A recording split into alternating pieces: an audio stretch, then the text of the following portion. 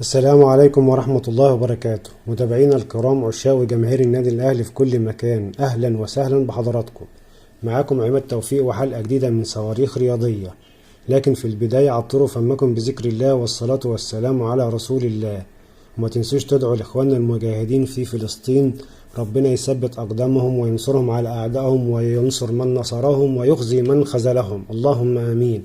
وما تبخلوش عليا بلايك واشتراك في القناة وتفعيل زر الجرس.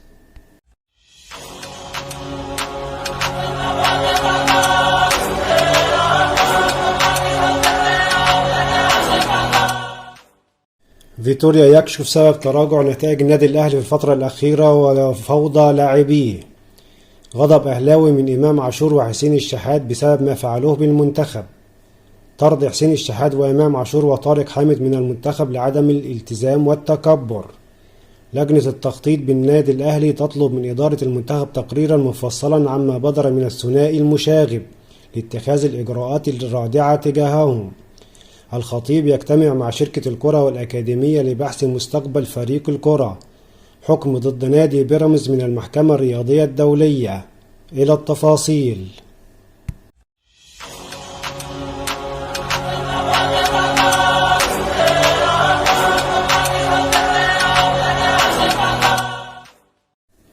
بعد انتهاء مباراة منتخب مصر مع جيبوتي، قرر روي فيتوريا خوض تدريب للاعبين الذين لم يشاركوا في المباراة.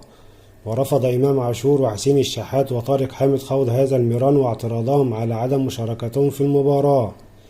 وبناء عليه قرر روي فيتوريا مدرب المنتخب طرد الثلاثي من المنتخب واستبعادهم نهائيا من المعسكر. هذا وقد تعم الغضب جنبات النادي الأهلي جراء ما فعله الثنائي الأهلاوي مع المنتخب.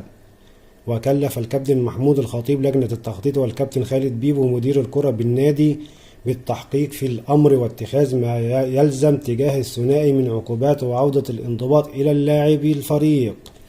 لجنة التخطيط بالأهلي تطلب من إدارة المنتخب تقريرا مفصلا عن ملابسات ما حدث من الثنائي الأهلاوي للوقوف على الأسباب واتخاذ الإجراءات الرادعة ضدهم في ظل تراجع مستوى الفريق الأول للنادي الأهلي.